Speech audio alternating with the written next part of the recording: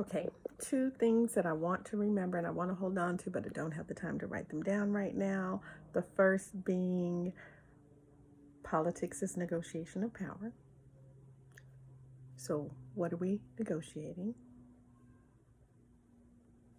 Who do we define as we? And if there are we, who is the versus them? And what is that about? What is our definition as a we of them? The vice versa doesn't matter.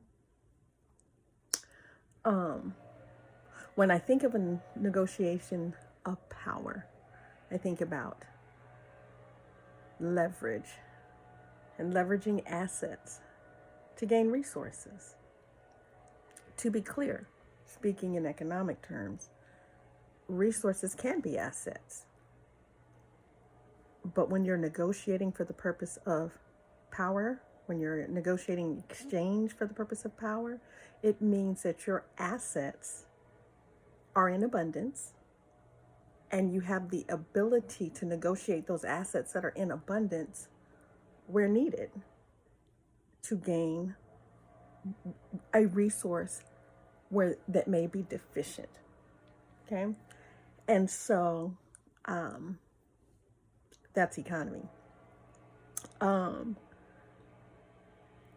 if the negotiation of if politics is the negotiation of power, thus politicians being a colloquialism, as well as a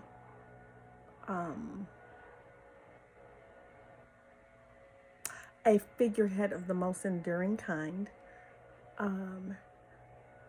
And I say enduring because I willfully participate in this constitutional republic. I believe in democratic representation. And so when I think of politicians who are the figureheads negotiating the power for any set of community, I think of why was that person chosen for that position and what is that position? Again, in this space of who is the they, because the they is those who hold power, and we wish to negotiate with them around access to power and resources. And we believe and should know that we have assets abundantly available for us to engage in this process of politic and negotiating, because that's what the politic is. The thing that is being done in politics is negotiating. And so it is a challenge for me in the era that we will consider the aftermath of the election of 2024 to in any way embrace that there is a need for any divisive,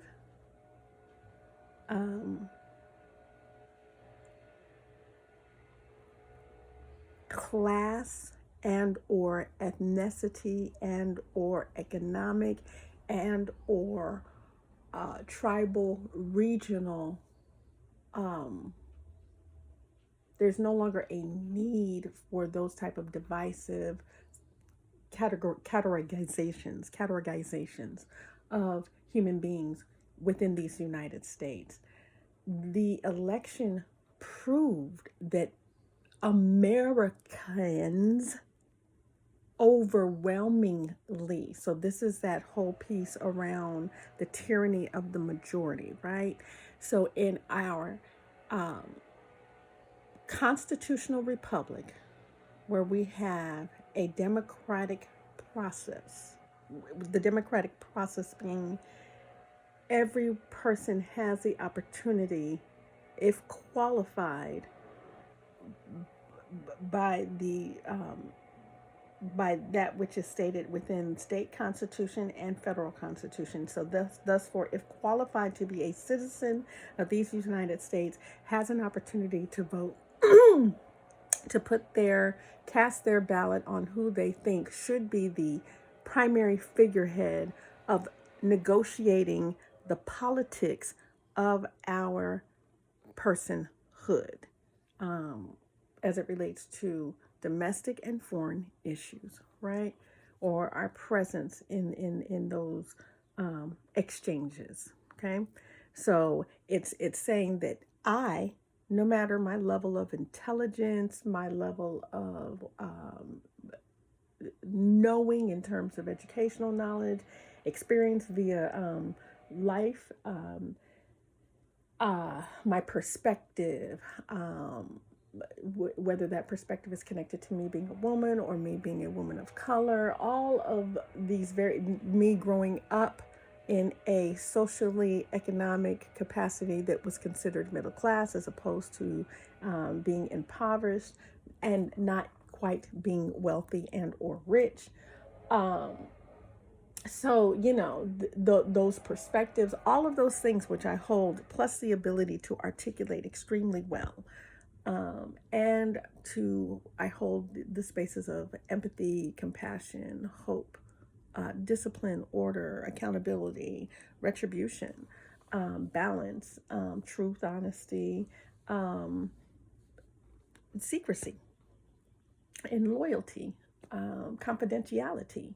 So I hold all those things, right? But no one, including myself, is sending me out into the greater space of the world to negotiate the politics for the United States of America, right? And so a woman who would appear in terms of the tonality of her skin color being more like mine, and her educational experience even being more like mine. She attended a HBCU, Howard University, and I attended an HBCU, Fisk University. And when we get into the boys and the top 10%, now, that pause on that conversation, will come back. And so when I think of the negotiation of power and picking a figurehead, a politician to do that, and the fact that I have all this ability myself to be introspective and thoughtful and all of these things, and to, again, be articulate and well presented, I know that the vote reflected many things, the most substantial of which is that 75% of this country voted against 80% representation of African American women in the ballot. That is what I saw. That 80% of us stepped up. We lead families, institutions, households, areas of commerce and health and distribution and transportation. We are captains of industry in every single capacity.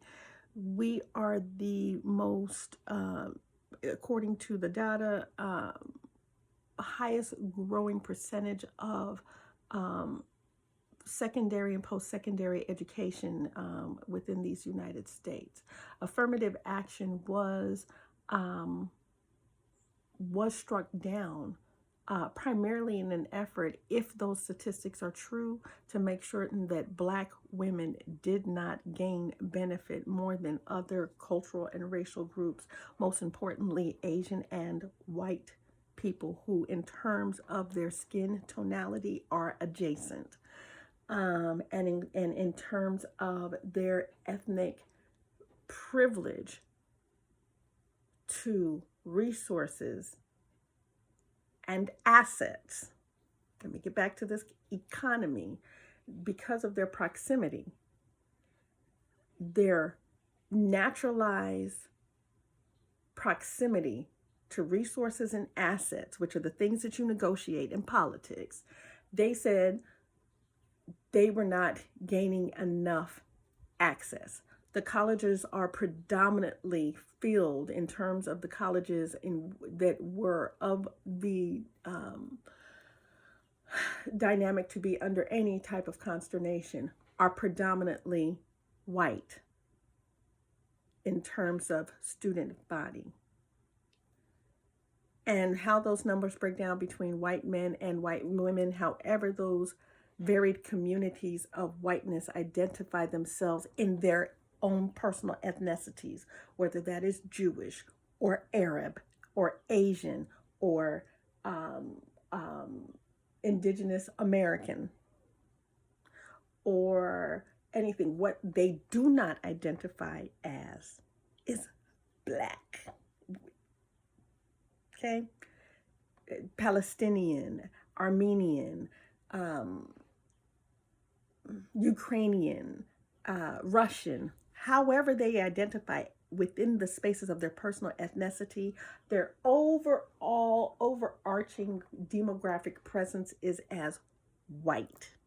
And that is who voted overwhelmingly, along with subsets of proximity to whiteness counterparts, Latino and Hispanic community, Asian community, Arab community, which boggles my mind because they both voted for the same candidate who is diametrically positioned to have them forever be diametrically opposed to each other in terms of Israel and Palestinian negotiations.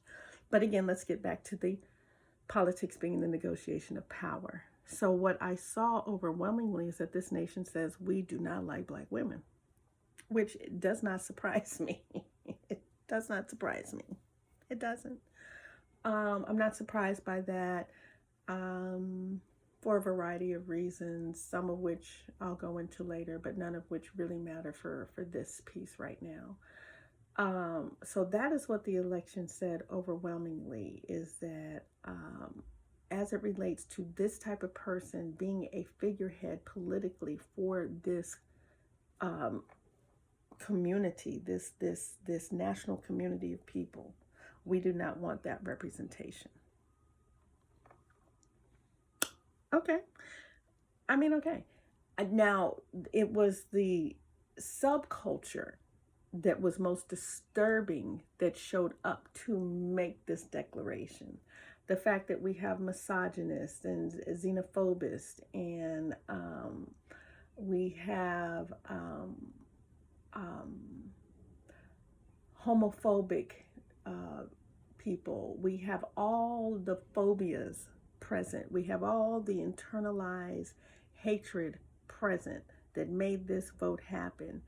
And I just want people to stop saying that there are these separations of these United States. Please stop saying Black men showed up to vote for Trump.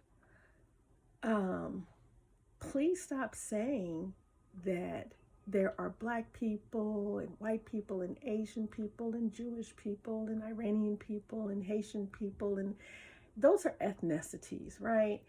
Here in the Americas, we have one people, and that one people came together regardless of all of those phobias that they exist in this bubble, this poison filled bubble that they're choosing to exist in, holding their breath around saying the things they just need to say out loud, which I'm so thankful that people are beginning to just say the things out loud. But at the end of the day, there are no needs for those separations of anything. When we are now a body of the American politic, the electorate of the American people, negotiating assets in the world for resources that are needed here because there is a disparity. Please, can we please stop breaking folks down into subcategories of identification? There are categories of need within the spaces of disparity around resources that we have within these United States. And that's what we're negotiating abroad.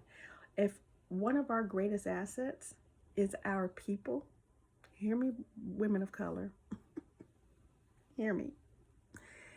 If our greatest asset is an abundance of people, and we have, and it is budgeted to potentially be a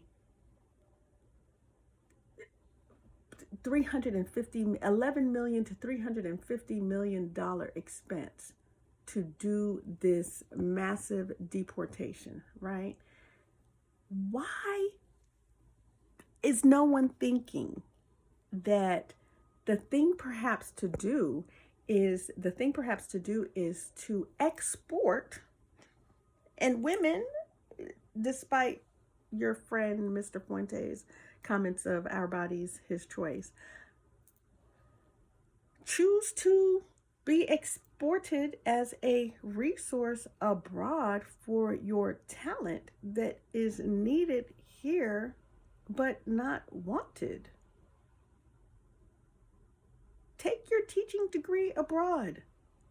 Take your legal degree and prowess abroad. Take your marketing prowess abroad, because you are the culture. Everybody want to look and be like you.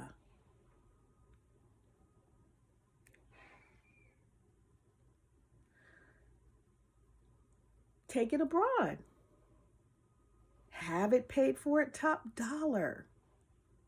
Top dollar. Like, for real.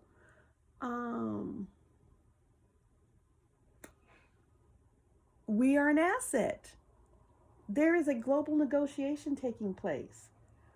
While whatever happens in America happens, because we are American people, Black women, we are American people. We showed up in that election as American people. We are a huge part of the electorate. Huge part of the electorate. Okay, so folks have made a decision. I say, hear it loud, hear it clear, rest in it, be okay with it. We've known it forever. And I have a variety of my own personal stories that I will share as I build in these various spaces. But we are a talent and a workforce and a asset beyond compare. And so leverage it. We should be traveling and seeing the world and not showing up paying out of the coffers of our retirement funds and the funds that our hard-working mothers and fathers and grandparents have left for us so that we could go to college or buy our first house or whatever it may be. No, go ahead on and leverage this intelligence, leverage this high demand in the world that needs you, because that's what America has to offer. That's what America has an abundance of, is people. That's the main reason why people voted for Trump. And let me tell you something, deporting non-documented Hispanic and Latino people, the jobs that they do, that these hospitality jobs, these agricultural jobs and construction jobs, what we would consider, to be essential work, those are the black jobs. Those are the black jobs that Trump was talking about. Those were the black jobs. So you really want to tell me you want to take your master's PhD? Because just like Kevin Samuel said, F your PhD. These men don't care about your PhD. And Nick Fuentes just said that our body, their choice. We got men walking up to women, black men walking up to women, men in general walking up to women, just punching us in our faces at polling precincts as we're doing our jobs. Got Giuliani running away from paying 2 poll workers that he defamed, just for doing their job. I mean, like I said, do you hear it? We're just doing our job, and don't nobody want us here. but we do a crucial part of the essential work. We do that work that's elevated, right? We're the mid-level manager. We're the mid-level manager of these Americas, these United States. We are the mid-level manager. We are the greatest group of people that are going to get kicked out of the federal jobs and positions unless we sign our allegiance and the loyalty to Trump and his administration and whatever they got going on, which is not a problem for me. I promise you, I don't even want to lead this in that direction.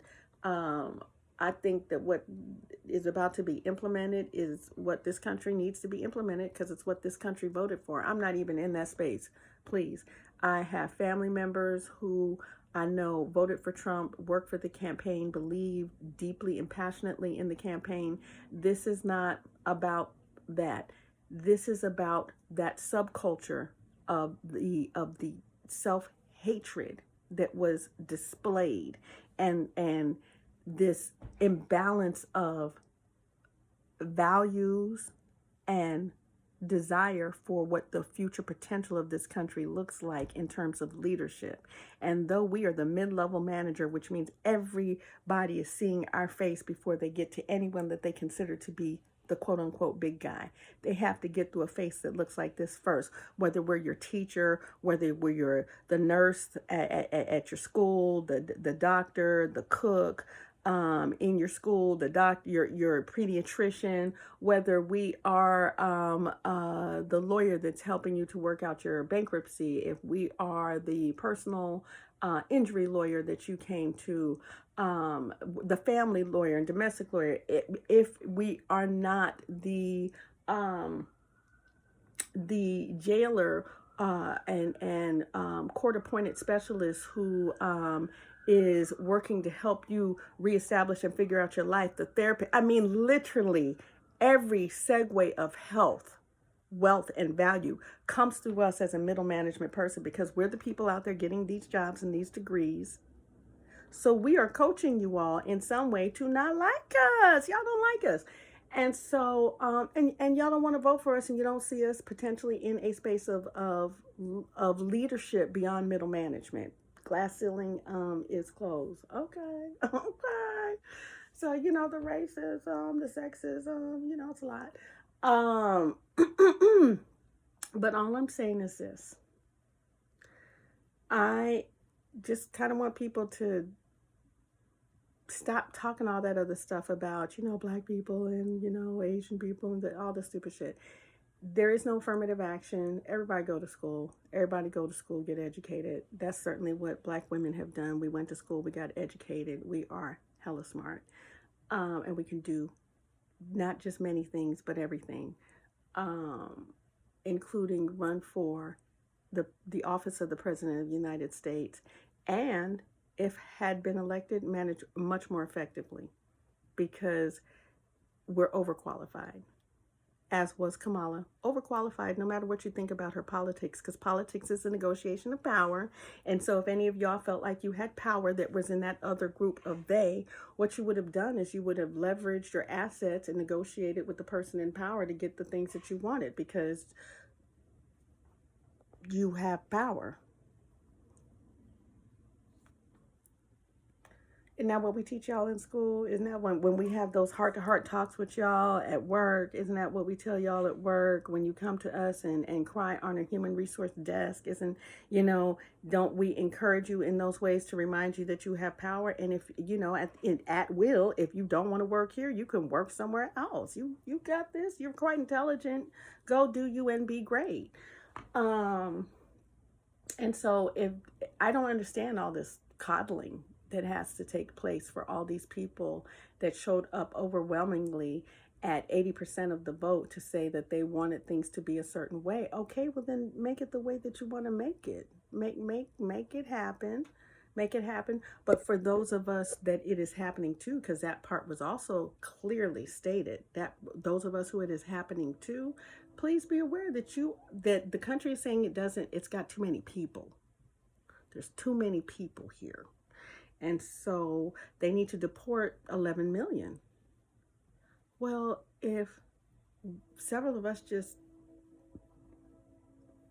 leveraged ourselves and went out into the world and negotiated our value in the world, what would that look like? I mean, I think that is like a flex. I think it is leverage. I think it is what politics is all about, which is a negotiation of power. So embrace your power. Embrace your power. Yeah, that's pretty much what I feel about it. I think it's just an amazing time to be alive. I do, to be clear. I think it's an amazing time to be alive. I am amazed at what has been shown, and amazed at the fury of folks that I see behind and in the aftermath of this. What I'm so tired of, please hear me, is people explaining their vote. Like, the vote was private. Your vote was private. You don't have to explain your vote. If you're doing that, I don't know why you're doing that. I don't know why you're doing that. I can only presuppose, and everything said here is my opinion. In my opinion. Okay. So I don't know why people are explaining their vote. It's obvious that people who said that they were voting for this brown-skinned woman who is overqualified did not vote for this brown-skinned woman who was overqualified. They didn't do it. They lied. And it's obvious that they lied. They're not an ally. So, okay. Why explain it? Because you feel a way about the rest of the stuff, the subcategories of racism, xenophobia, and misogyny that come with the candidate that you voted for? Deal with that. We're already having to deal with it. We're going to continue to deal with it, and deal with it well and gracefully, just like you saw Miss Harris do. I mean, come on. I'm not super for or against her as a candidate. I'm not super for or against Democratic versus Republican politics, period. I think it's some bullshit for many reasons. But I believe in voting and did vote, and period. Everybody that voted, you showed up. There's going to be an aftermath. In the aftermath, stop explaining yourself. It's crazy to me to have, in my mind, it sounds crazy to me to hear people saying why they voted for somebody. Why are you explaining why you voted for the person? You voted for them for whatever reason. And what I assume and expect is that you are about to get busy making sure that the things that person represented as a politic, something that you saw was an asset, something of value, you're about to get in your own space on your own local level, or those of you who will engage federally, to make certain that those policies and procedures come to bear. And there will be a lot of negotiating to make that happen on a variety of levels, international levels, domestic levels, local levels. I mean, it's going to take the whole body politic, and the whole body politic showed up and said, this is what you wanted. So just get to the work. Just get to the work of whatever it is that you are going to solidify as the outcome, because we have codified, put it in code, sexism, racism, xenophobia. We all of that we have made a part of our cultural politic. We, the people, are saying we don't want to recognize a they. We don't want to recognize a they. So the tyranny of the majority, that is what my greatest fear is, because they're still a minority and they deserve a representative voice. Because even though those of us who did not vote in favor of this decision, we voted in mass and we voted against it. So there still needs to be a consideration of us in this negotiation of power. We can't go silent. We can't go, mute. We have to show up, and we have to show up doing what politics is. It's negotiating power. And the power lies in leveraging the assets to gain resources. So that's what we need to figure out. And that's what we need to be about on personal levels, on community-wide levels, on household levels, on statewide levels, on national and international levels, period. It's so simple. It makes me feel a way about the fact that folks are making it be more complicated than it is. And that is the guilt and the shame. And to tell you the truth, the honest fucking truth, I don't give, I have zero fucks to give about people's guilt, their shame, their embarrassment, their whatever it is, their jubilation, their joy. Zero fucks to give. We have work to do.